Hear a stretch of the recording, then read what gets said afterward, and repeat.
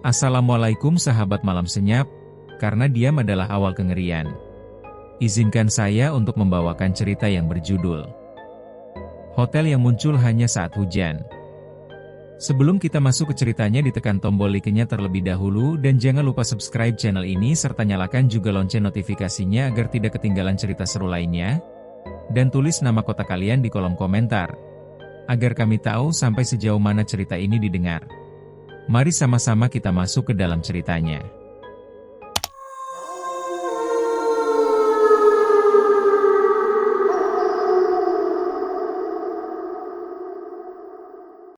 Namaku Raka Aditama, dan aku selalu membenci hujan. Entah sejak kapan, tapi mungkin sejak 5 tahun lalu atau sejak malam itu. Sejak suara benturan logam dan kaca bercampur dengan gemuruh petir, sejak cahaya merah sirine memantul di genangan air. Sejak Dion, kakakku, menghilang di tengah hujan deras dan tak pernah ditemukan. Setiap kali langit mulai kelabu, tubuhku bereaksi seperti hewan yang tahu bencana akan datang. Telapak tanganku dingin, napas terasa berat. Aku tahu hujan hanya air dari langit, tapi bagi otakku, itu selalu berarti satu hal, kehilangan. Itulah alasanku meninggalkan Jakarta dan memilih kota kecil di lembah yang sunyi ini, Lembah Sendu. Nama yang terdengar terlalu puitis untuk sebuah tempat di mana sinyal ponsel bisa mati total selama berjam-jam. Tapi disitulah aku akan memulai hidup baru, jauh dari hiruk-pikuk, jauh dari hujan yang tak pernah berhenti di kepalaku. Aku tiba sore itu dengan mobil tuaku, Toyota Corolla 1999, mesin bergetar seperti perut orang kelaparan. Langit berwarna abu-abu, menggantung rendah seperti ingin menelanku bulat-bulat. Angin membawa bau logam, tanda klasik bahwa hujan akan segera turun. Kalau mau cari penginapan, di sini nggak ada hotel, Mas, kata penjaga pom bensin terakhir yang kulalui, seorang pria tua dengan rambut putih dan gigi yang tinggal separuh. Adanya rumah warga. Tapi kalau hujan turun, jangan di jalan. Di sini sering kejadian aneh. Aku tertawa kecil waktu itu. Aneh bagaimana? Dia menatapku lama, lalu hanya berkata, hujan bisa bikin orang tersesat. Kadang bukan cuma di jalan. Aku pikir itu sekadar omongan orang tua yang suka menakut-nakuti pendatang. Tapi 1 jam kemudian, ketika hujan benar-benar turun, aku tahu kata-katanya bukan bualan. Rintik pertama jatuh seperti jarum dingin di kaca depan. Dalam hitungan detik, dunia di luar mobil menghilang dalam kabut air.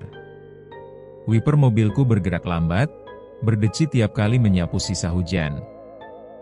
Jalanan berubah jadi pita hitam berkilau, tanpa lampu, tanpa tanda kehidupan. Aku menyalakan lampu jauh, tapi cahaya itu hanya memantul ke putihnya hujan. Lalu aku melihatnya, samar di kejauhan, di tengah kabut dan air. Sebuah bangunan besar, berdiri di sisi kiri jalan. Kusangka rumah tua, tapi ada papan neon redup di depannya.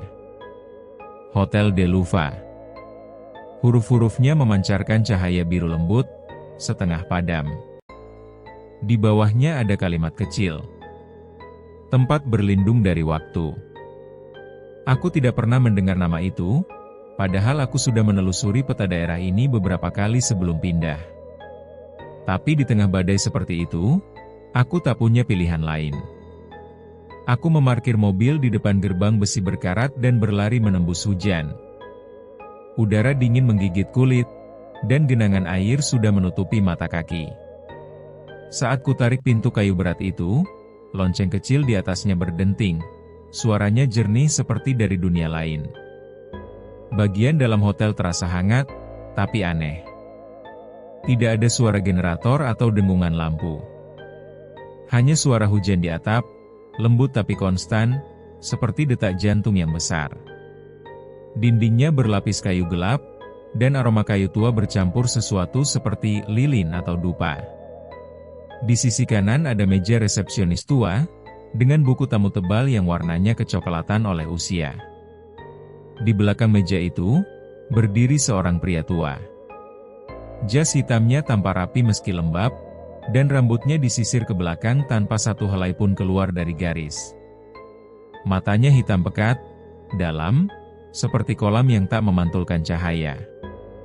"Selamat datang di Hotel De Luva, Tuan," katanya dengan suara serak tapi tenang. "Apakah Anda ingin menginap malam ini?" "Ya," jawabku sambil menggigil, "kalau masih ada kamar kosong." Ia tersenyum tipis. "Kamar selalu ada, Tuan. Tamu selalu datang saat waktunya tiba." Aku tidak sempat memikirkan arti kalimat itu. Dia menyerahkan kunci logam kecil dengan gantungan berbentuk angka 312. Kamar di lantai 3. Tangga di sebelah kanan. Aku menulis namaku di buku tamu. Saat pena menyentuh kertas, aku baru sadar sesuatu. Nama-nama di halaman sebelumnya tertulis dengan gaya tulisan berbeda-beda, tapi semua tanggalnya aneh. Ada yang dari tahun 1998, 1975, bahkan 1963. Aku berhenti di tengah jalan pena. Resepsionis itu masih tersenyum. Semua tamu menulis namanya, meski kadang mereka lupa kapan datangnya. Tangga menuju lantai 3 berderit setiap kali aku injak. Lampu-lampunya redup, seolah terbungkus kabut. Di dinding tergantung foto-foto lama, pembukaan hotel, potret keluarga dengan ekspresi kaku, dan satu foto hitam putih besar bertuliskan, Staff of Hotel De Luva, 1962. Mataku terpaku pada wajah seseorang di barisan belakang foto itu. Rasanya, aku pernah melihat wajah itu. Tapi siapa? Aku melanjutkan langkah, mencoba mengusir pikiran itu. Di ujung koridor, kulihat sosok wanita berdiri membelakangi jendela. Ia mengenakan gaun biru muda, rambut hitam panjangnya menjuntai hingga punggung. Saat aku lewat, dia menoleh. Wajahnya pucat tapi cantik, dengan mata yang tampak seperti selalu basah, seolah hujan ada di dalam dirinya. "Kau baru datang?" Suaranya lembut, tapi bergema aneh di lorong sempit itu. "Iya," jawabku ragu. "Baru nyari tempat berteduh." Dia tersenyum samar. "Di sini hujan tak pernah berhenti." Tapi tak semua orang sadar. Aku ingin bertanya apa maksudnya, tapi dia sudah berbalik dan berjalan menjauh. Kakiku refleks ingin mengejarnya, tapi langkahku terhenti di depan pintu kamar 312. Kunci di tanganku bergetar sedikit, mungkin hanya tanganku sendiri yang gemetar karena dingin. Kamar itu sederhana. Tempat tidur besar, jendela besar dengan tirai tebal, dan meja kayu di sudut ruangan. Tapi yang paling menarik perhatianku adalah kamera tua di atas meja, jenis kamera analog yang sama persis dengan milik kakakku, Dion. Aku mendekat. Bukan hanya mirip, itu kamera yang sama. Ada goresan kecil di sisi kanan, bentuknya seperti huruf D. Darahku membeku. Aku menyalakan lampu meja, tapi bohlamnya berpendar redup, seperti menolak menampakkan kebenaran. Aku membuka tutup lensa kamera, dan di dalamnya kosong. Tidak ada film. Tapi saat kuangkat ke mata, aku melihat sesuatu lewat viewfinder. Lorong hotel. Tapi di ujungnya, ada diriku sendiri, berdiri di depan pintu kamar 312, menatap ke arah kamera. Aku menjatuhkannya. Suara dentingan logam memantul di dinding. Aku memejamkan mata, mencoba berpikir logis. Mungkin itu hanya refleksi kaca, atau bayangan, tapi tidak, di lorong itu tidak ada cermin. Malam itu aku tidak bisa tidur. Hujan terus turun, tanpa jeda, tanpa tanda berhenti. Setiap beberapa menit, aku mendengar bel resepsionis berdenting dari bawah, seperti ada tamu baru datang. Tapi langkah kaki mereka tak pernah terdengar naik tangga. Sekitar pukul 2 dini hari, aku terbangun karena suara ketukan pelan di pintu. Tok, tok, tok. Ada siapa? Tanyaku, suaraku parau. Tidak ada jawaban. Ketukan itu berhenti. Tapi saat aku menatap bawah pintu, aku melihat bayangan kaki, 2 pasang, berdiri diam di luar, menghadap ke arahku. Setelah beberapa detik, bayangan itu perlahan memudar, seperti air yang menghapusnya.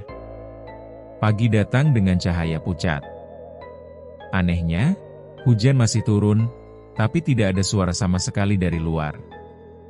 Aku turun ke resepsionis, ingin bertanya tentang kamera itu, atau tentang wanita bernama Lila yang kulihat tadi malam. Namun meja resepsionis kosong. Buku tamu hilang.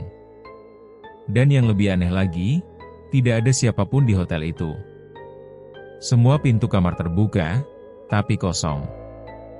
Spray rapi, lampu menyala, tapi tidak ada penghuni.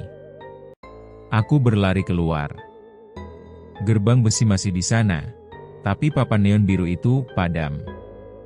Saat aku melewati pagar dan menoleh kembali, hotel itu tidak ada. Yang tersisa hanya padang rumput basah dan pohon-pohon berembun.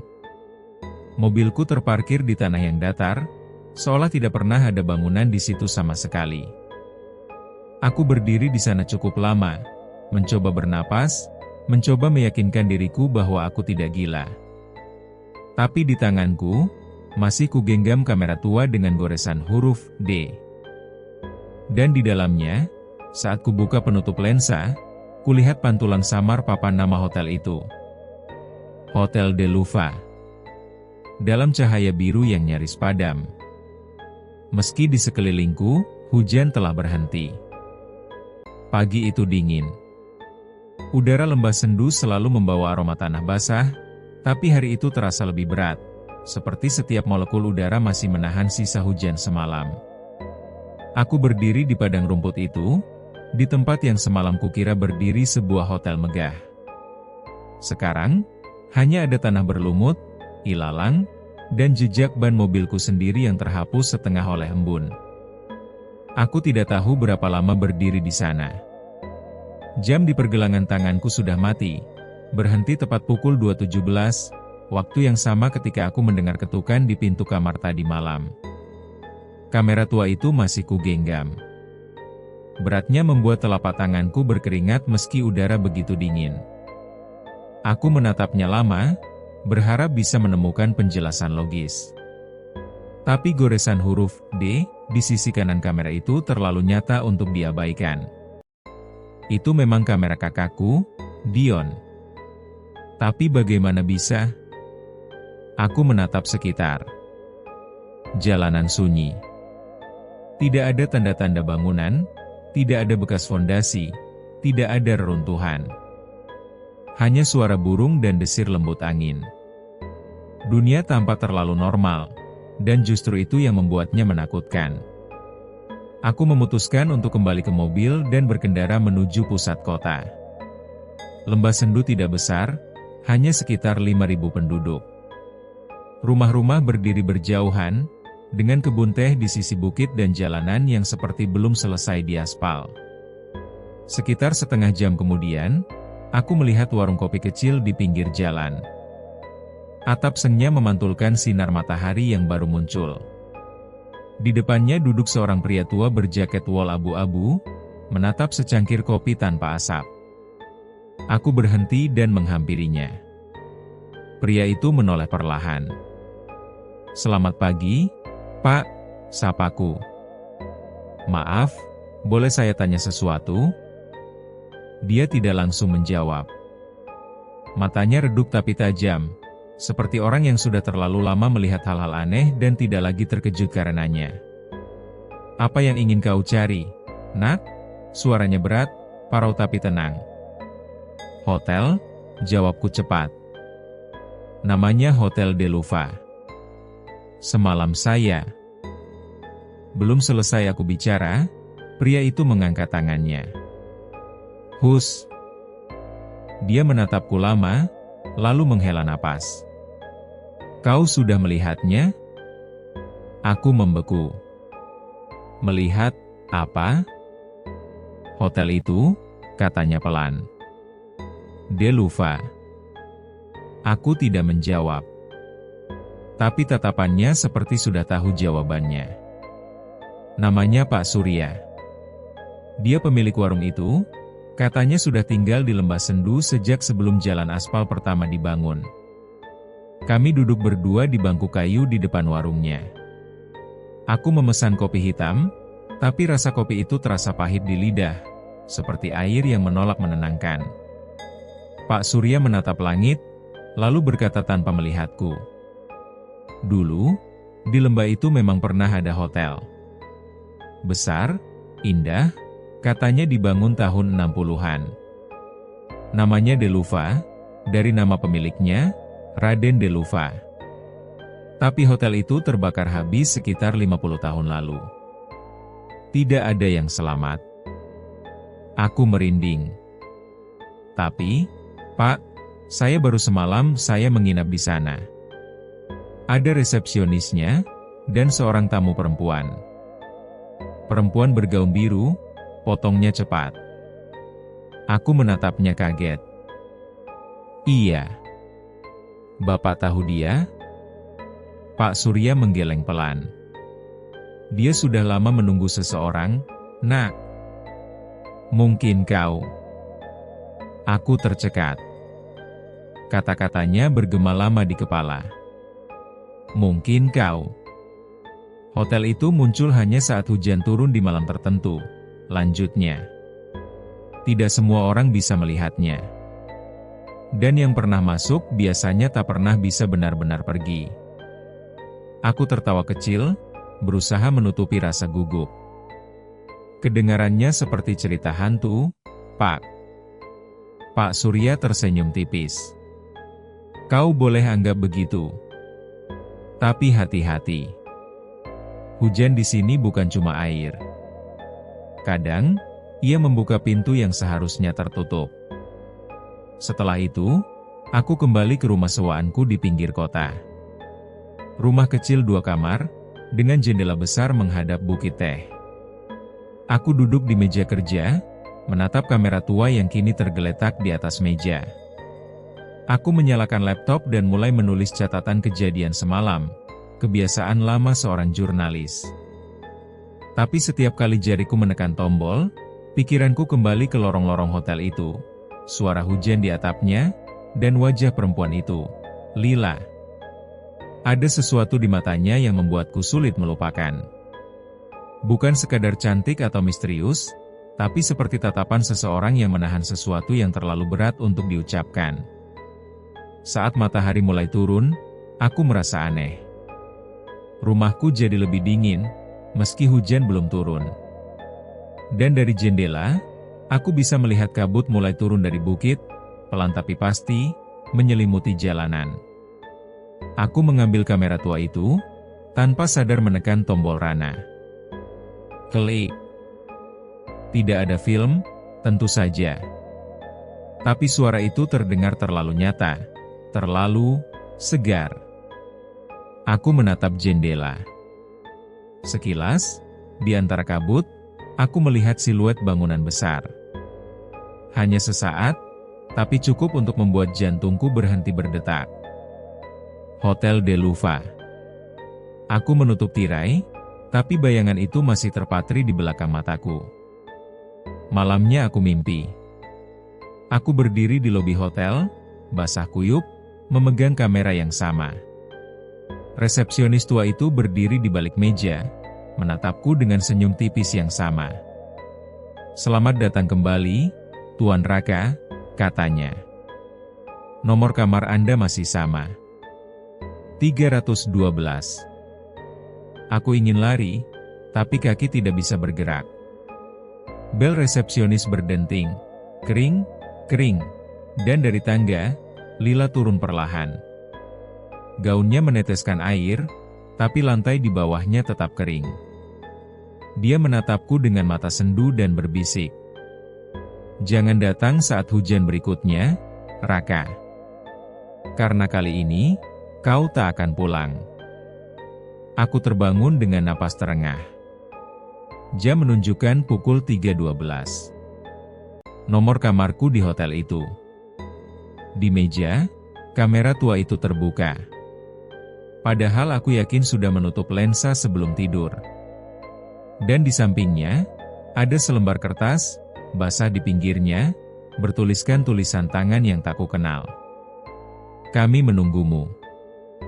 Saat hujan turun lagi. Keesokan paginya aku memutuskan untuk menyelidikinya secara profesional. Aku masih jurnalis, meski sekarang freelancer tanpa kantor. Kalau benar ada fenomena seperti itu, ini bisa jadi liputan besar. Atau setidaknya, aku bisa membuktikan pada diriku sendiri bahwa aku tidak gila. Aku mulai dari arsip koran lama di kantor pos kota.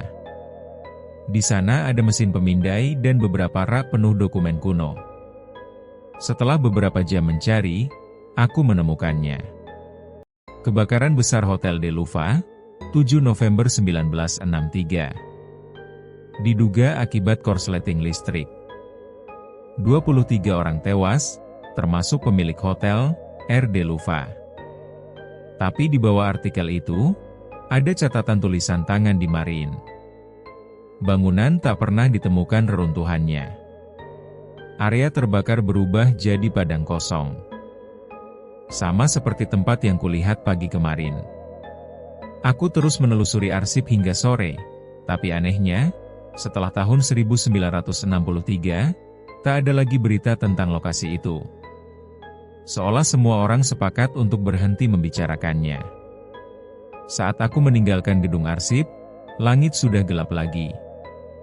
Angin mulai berembus, membawa aroma hujan yang khas, tajam, dingin, seperti logam basah.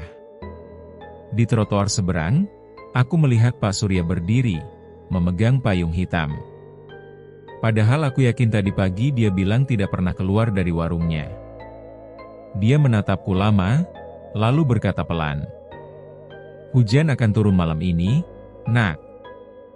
Kalau kau masih ingin hidup, jangan keluar rumah."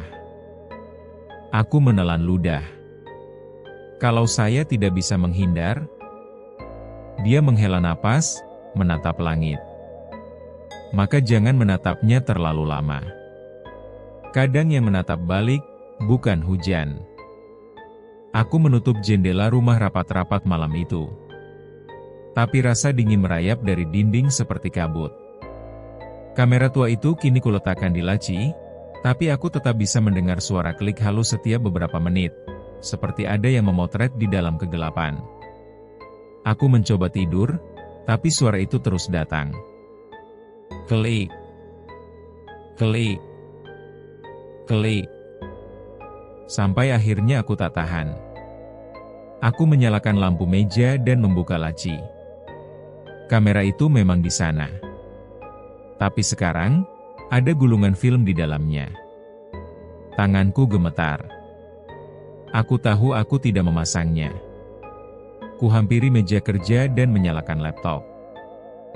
Di layar hitam laptopku, refleksi wajahku tampak kabur oleh cahaya lampu. Tapi ada sesuatu di belakangku, berdiri samar di kegelapan kamar. Seseorang. Kudengar suara pelan, lembut, hampir seperti bisikan. "Jangan lupa membawa kunci kamarmu, Raka." Aku menoleh cepat. Tidak ada siapa-siapa. Tapi di meja, tepat di samping kamera, ada kunci logam dengan gantungan angka 313. Nomor kamar yang bahkan tidak pernah disebutkan di hotel itu.